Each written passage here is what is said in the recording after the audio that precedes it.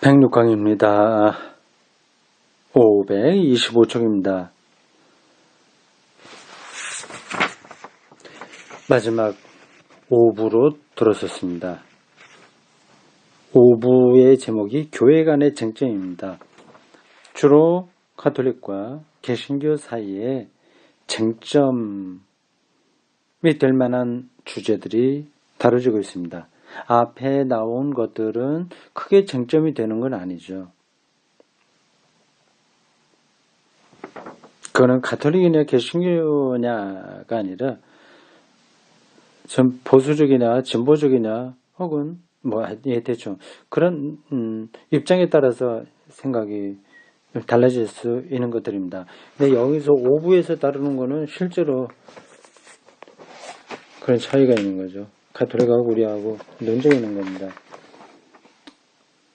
성례전이 우리는 2가지인데 그쪽은 7가지잖아요. 이건 교황제도도 그렇고요. 등등등등 그런 것들이 여기에 좀 나옵니다. 여기 제 5부에 보니까 23장부터 30장까지 되어 있네요. 23장은 아주 짧습니다. 그게 30장 캐피털, 챕터죠. 챕터 30번에 나올 거를 조금 그 서론 부분만 여기로 옮긴 것 같아요. 그리고 30장과 이 서론, 요게 가톨릭 신학자가 썼고, 그걸 감수한 분이 판넨베르크입니다. 자, 23장, 요건 한쪽밖에 되지 않은 한쪽 조금 넘습니다. 이제 쟁점이 뭐가 있냐 하는 것 알아두시면 좋습니다. 그래서 가톨릭 신자들하고 약간의 차이점들 이야기할 때만 할 수도 있고 그렇지 않더라도 알아두는 게 좋죠. 지금까지 우리 그리스도교 양대 교파의 신학자들은 그리고 그리스도인들은 그리스도교 신앙의 공동 해설을 시도해 왔다. 이것이 가능하고 또 필요한 일이었다면 이제 문제는 이들 교파가 아직도 서로 다른 점은 어디에 있으며 왜 그러냐 하는 것이다. 지금도 여러 교파가 있다. 반드시 배타적인 것은 아니다. 그래도 역시 이른바 제단과 제단, 교회와 교회, 교리와 교리의 대립이라는 특색을 보이고 있다. 자기 교파는 다른 교파와 분리되어 존재해야 한다고, 다른 교파와 공동으로 활동할 것이 아니라 독자적으로 활동해야 할 경우가 많다고 생각한다. 오늘도 그리스도교 내에 온갖 불화와 대립이 있는 까닭은 교파들이 포용적인 단일성을 띤 한 교회 내에서 어떤 합법적이고도 바람직한 이 다양성을 꽃 피우고 열매 맺지 못한 채 복수성을 띠고 있기 때문에. 복수성이 뭔데요?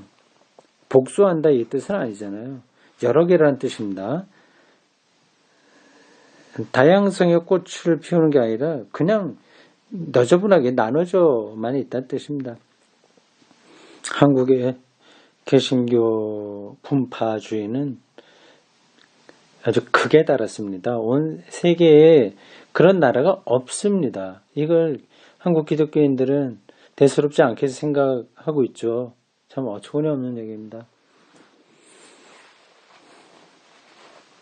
그리스도교 신앙 자체로 보면 이런 사태는 그대로 존속할 수 없고 그래서도 안 된다. 바람직한 현실이라고 할 수도 없고 숙명으로 체념할 일도 아니다. 오히려 신앙 자체 때문에 우리는 교회 일치 문제를 숙고할 의무가 있다. 아직도 우리는 무엇이 교회 일치인지 정확히는 모른다.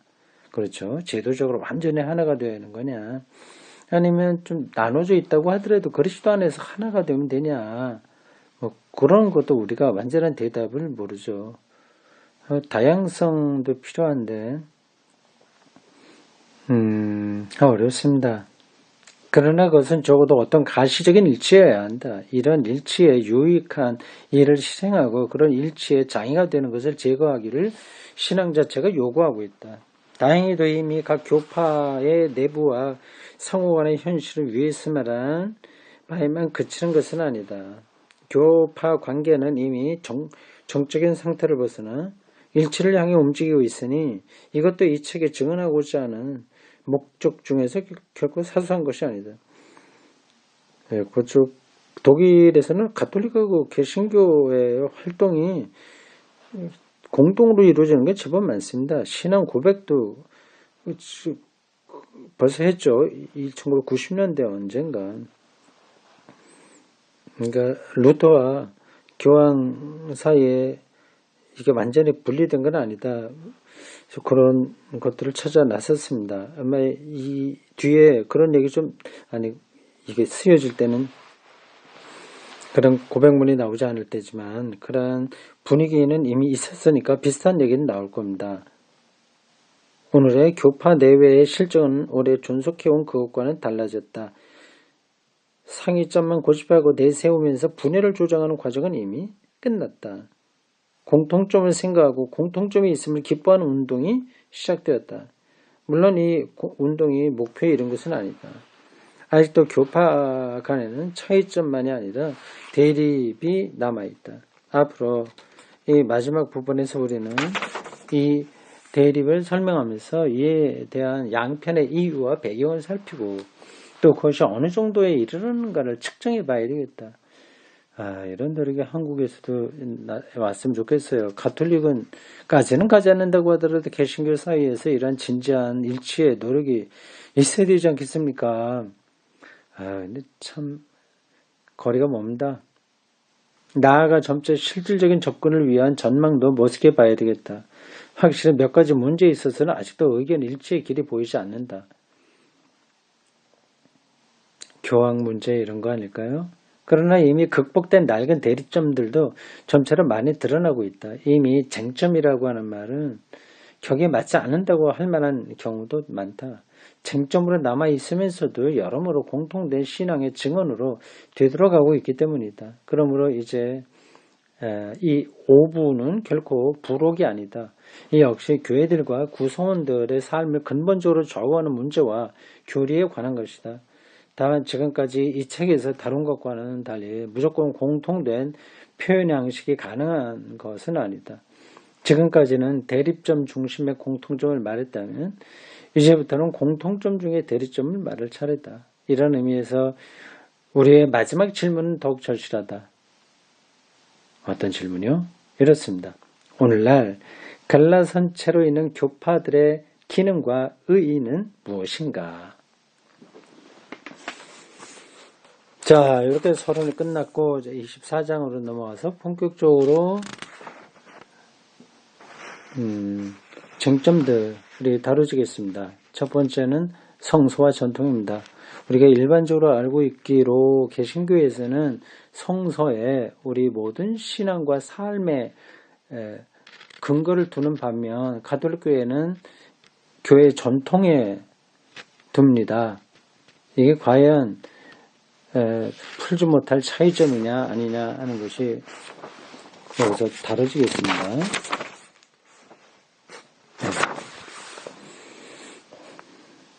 성서와 전통이라고 하는 문제, 즉 성서와 성서 아닌 교회의 전승이 어떤 관계에 있으며 각기 어느 정도로 교회의 생활과 교리에 대하여 의의를 지니고 있는가 하는 문제는 교파들에게 오랜 세월에 걸쳐 큰 부담이 되어왔다.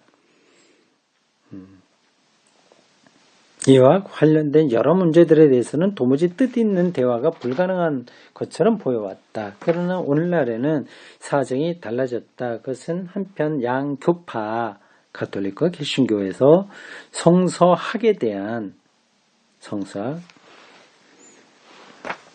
대한 인식이 새로워진 덕분이요. 이걸 문자적으로 생각하지 않은 거죠.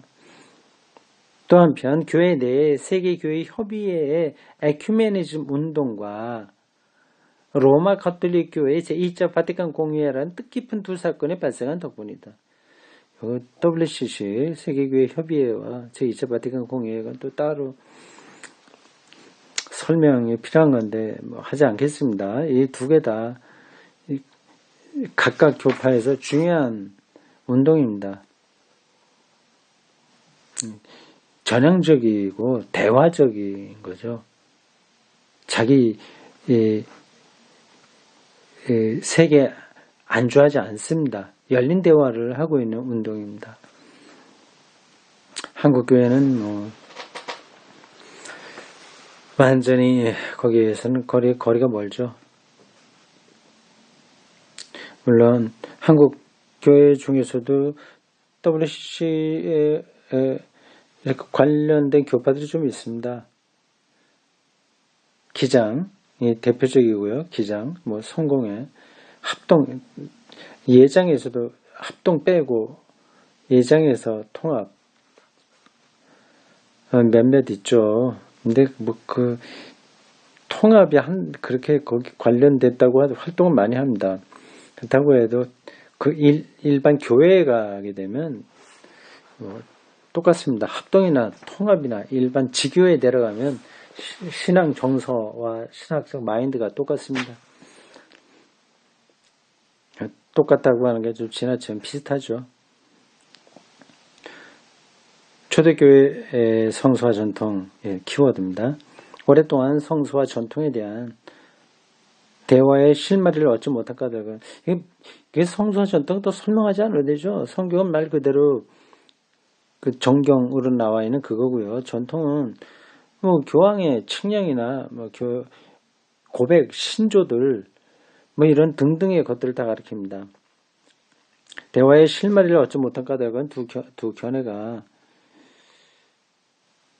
대립되어 양자 간의 타협이 있을 수 없는 것 같았기 때문이다. 종교개혁자들과 개혁교회들은 성서만 솔라 스크립투라라고 하죠.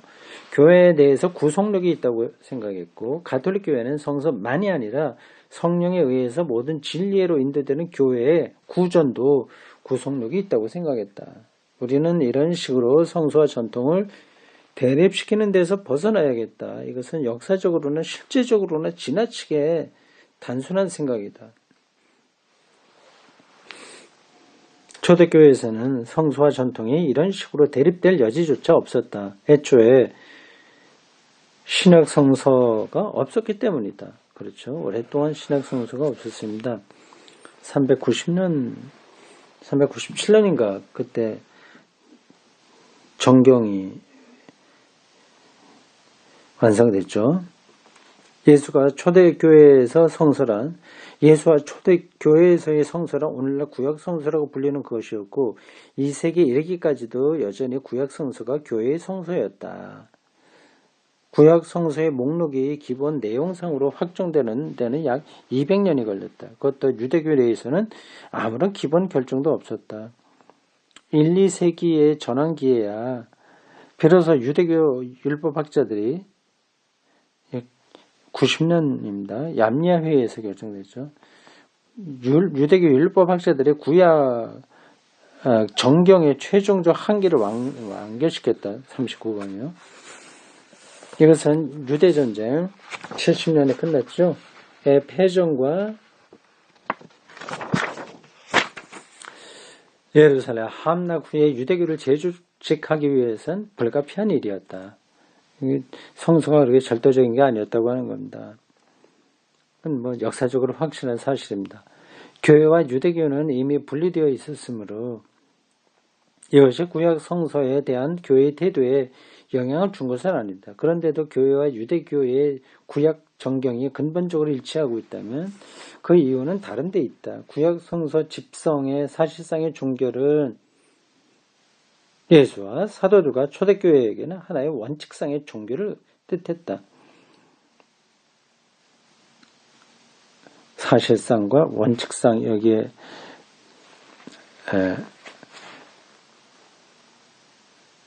강조점이 있네요. 왜냐하면 하나님이 바야흐로 예수를 통하여 새롭고 결정적인 행동을 했기 때문이다. 예수의 인격과 생애를 통하여 이스라엘의 전통은 비단 보완 또는 개생될 뿐만 아니라 어떤 새로운 출발을 한다.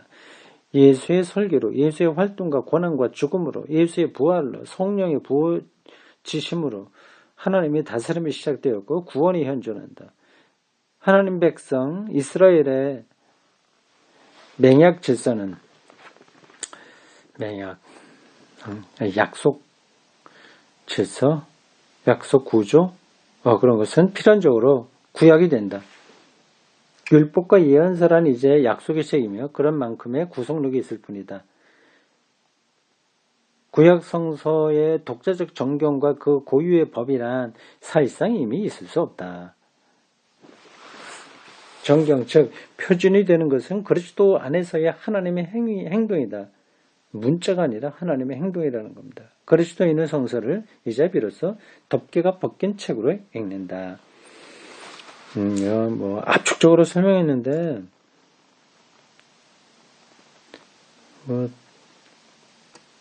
대충 다음과 같은 뜻입니다. 문자로서의 성경보다도 하나님의 행동, 이것이 교회에서 핵심이다는 거죠. 구약 성서의 약속을 선포하는 것은 복음이다. 기쁜 소식이 그것을 현실의 성취로서 선포한다.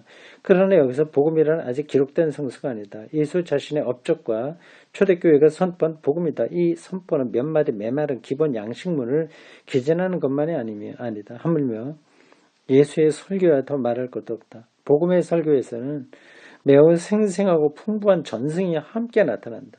전승. 복음이 있기 전에, 복음서가 있기 전에 전승이 있었습니다. 주님의 말씀들이 전승된다.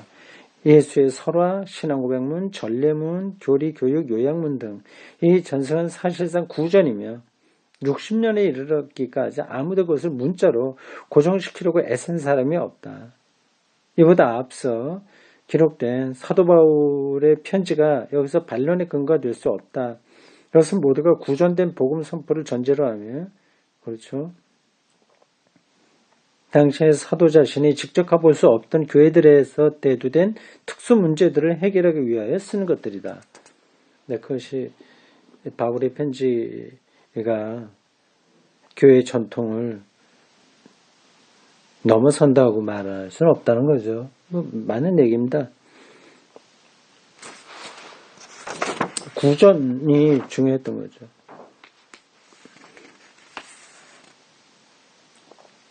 네, 구전이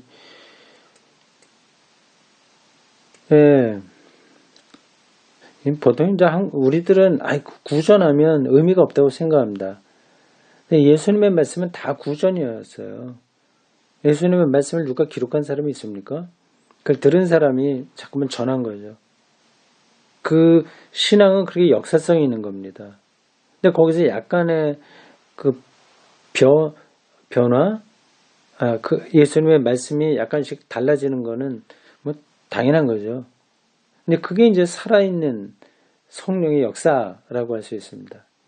네, 그러니까 무슨 말이냐? 그냥 성서를 문자적으로 고집하는 것처럼 어리석은 것도 없다. 그죠? 이런 구조는 아무 보호도 없이 변조되도록 방치되어 있지는 않았다. 각양각색의 전승 안에 하나의 표준 전승이 있었고 이에 의하여 다른 모든 전승들이 판단되었다. 이른바 규범적 전통이라는 이 표준은 일찍부터 확립된 양식으로 존재했고 오해의 여지가 없었으며 오직 받아들여질 수 있을 뿐이었다. 고린도전서 15장 1에서 11절이 가장 뚜렷한 예이거니와 이것만이 유일한 예는 아니다. 이미 아주 규범적인 전승이 자리를 잡았고 그것에 근거해서 다른 것들도 다 영향을 받았다는 겁니다. 요한복음 15장 1절에서 11절 이게 부활장인데 이제 이런 것들이 절대적 규범인 거죠. 규범적 전승인 거죠. 바울도 그렇게 얘기합니다. 15장 1절에서 형제들아 내가 너희에게 전한 복음을 너희에게 알게 하노니 이는 너희가 받은 것이요 또 그 가운데 선 것이라. 또 3절 내가 받은 것을 먼저 너희에게 전하였노니 받았다고 하는 거 아니 이 전승이죠. 교회가 성장함에 따라 이런 보호만으로도 부족했던 것은 물론이다. 그래서 65 내지 100년경에 사도 후대 즉 베드로와 바울과 주님의 예수의 동생 야고보가 죽은 후에는 대부분의 신약 성서가 기록되었다. 기록될 필요가 있었죠. 그리고 그 목적은 그야말로 규범적 전통에 의해서 사도시대 전승의 유산을 집성하기 위함이었다. 이 목적 설정이 특별히 잘 드러나는 것은 복음서들이다. 그들은 얻을 수 있는 자료들을 모아서 특정한 중심 테마에 따라 정리하고 있다. 그 직접 결과는 쉽사리 짐작할 수 있다. 이전의 규범적 전승 양식들이 이제 기록으로서, 전승의 기록으로서 다른 모든 전승의 표준이 된 것이다. 문자가 이제 표준이 되는 겁니다. 그전에는 구전이었다가요. 이들은 개개의 기록에만 머문 것도 아니다. 복음서와 서한과 그 밖의 저작들이 종류별로 수집되었다.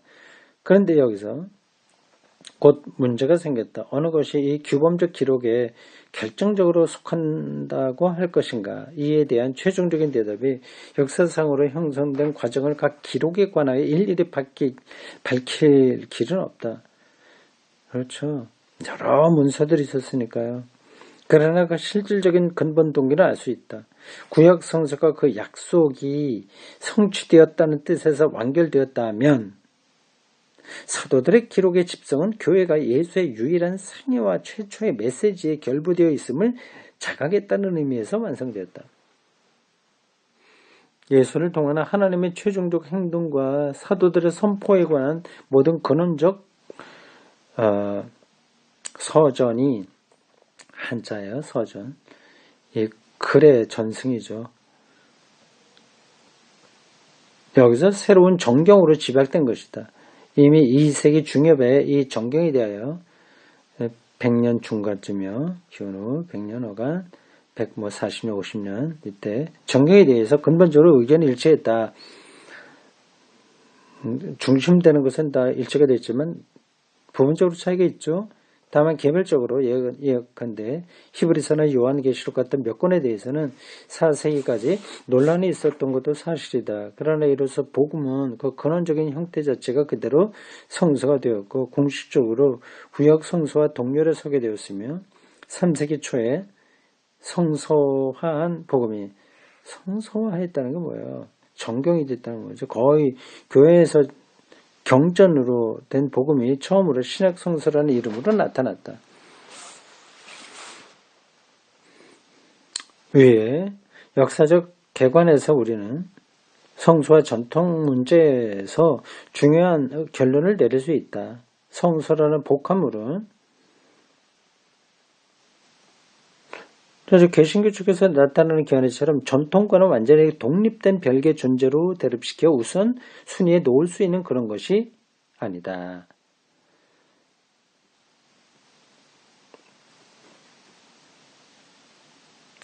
이게 이제 가톨릭을 이렇게 보는 거죠. 이게 역사적으로 틀린 건 아니지만 역사가 흐른 다음에는 성서가 주된 거죠. 근데 여기서 말하는 건 독립된 별개 존재가 아니다. 그 말은 맞습니다. 우리도 그걸 인정하죠. 성경이 다른 전성, 말이나 문자로 된 것들과 완전히 교회와 완전 실질적인 교회와 상관없이 독립적으로 이렇게 공중에서 뚝 떨어진 것처럼 생각하면 안 된다는 겁니다. 맞죠? 신약 성서에서 전통과 성서는 서로 교차 관계에 있는 것이다. 또 한편 일방적으로 가톨릭 측에서 그런 경향이 있어 왔듯이 초대교회의 구전만을 중요시한 나머지 성서로서의 신학의 발생이라는 기록 과정은 2차적인 것에 불과하다고 말할 수도 없다. 성서를 또 이렇게 2차적인 것으로 보면 또 곤란하다는 겁니다. 전통 내지 전승이라는 일견 단순 명료한 개념에서 오해를 일으켜서는 안 된다. 초대교회에서는 정식이 있어서 일단 정해진 그 신앙 고백 내용이 있어서 표준이 되는 전승과 그것이 현실적으로 해석되고 발전되는 전승들 사이에 수많은 대립과 긴장 관계가 있었다. 이단 논쟁 많았죠. 규범적 전통이 기록되고 나서도 새로이 성서와 해석된 전승과의 사이에 이 대립 긴장 관계가 발생했다. 왜냐하면 이전의 규범적 전승과 마찬가지로 이제는 성서가 현실에 적용, 해석되어야 했기 때문이다. 지금도 성서 해석에서 의견들이 다양하지 않습니까? 그래야 우리는 한편 성서와 해석된 전통과의 연관성과 대립성이 신약 성서 자체에까지 소급된다는 것을, 또 한편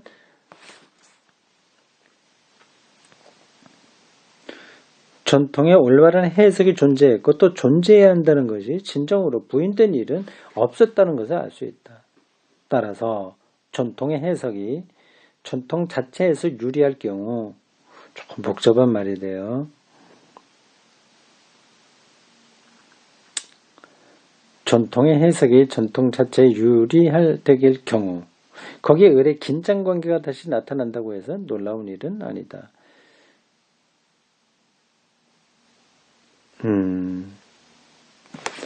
마가복음 7장 8절, 이게 무슨 말인가요?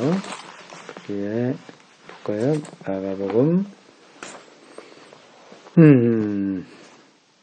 7장 8절.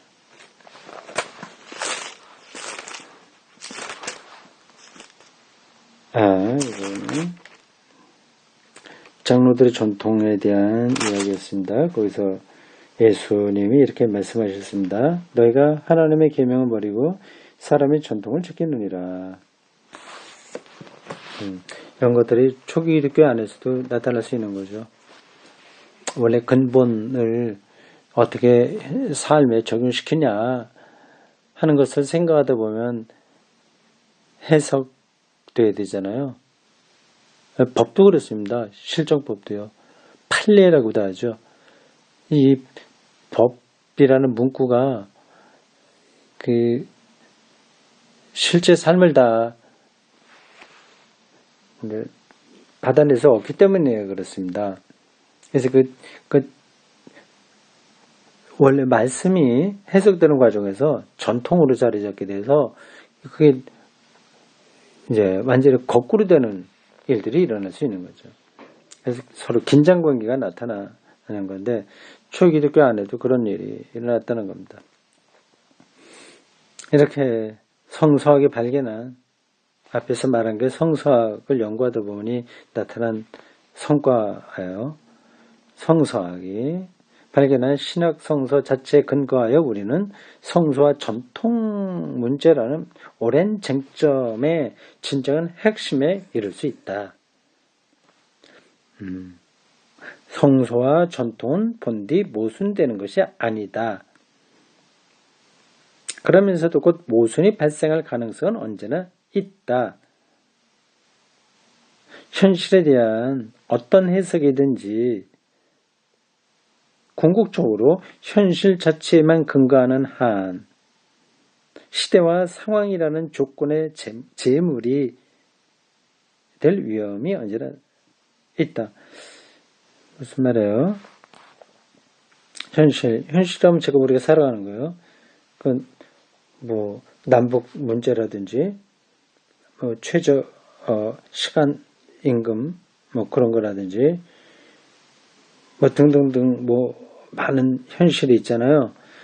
그런 해석에 대한 어떤 해석에도 궁극적으로 현실 자체에만 근거하는 그 현실, 요 문제를 풀려고만 하다 보면 그러니까 그 법이, 나라 법이 유명무실해질 수 있다는 거죠. 교회에도 그러한 일들이 일어날 수 있다고 하는 겁니다. 신앙생활 문제만 해결하려고 하다 보니 성서에 대한 성서가 오히려 약화될 수 있는 거죠. 그러므로 현실의 해석에는 표준이 필요하다. 표준. 항상 자기 비판적으로 표준을 지향하면서 해석이 이루어질 때 복음과 신앙은 새로운 표현 형식이 창조되면서도 왜곡되지 않고 보존될 수 있다. 관계를 지금 얘기하는 거예요. 참 멋진 표현입니다.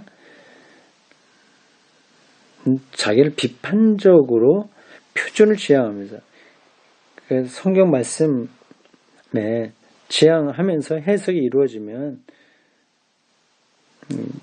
복음과 신앙은 새로운 표현 형식이 창조되면서 그걸 창조하는 거죠. 새롭게 방향성을 잡게 되는 거죠. 그러면서 왜곡되지 않을 수 있는 겁니다. 거기에 긴장이 있죠.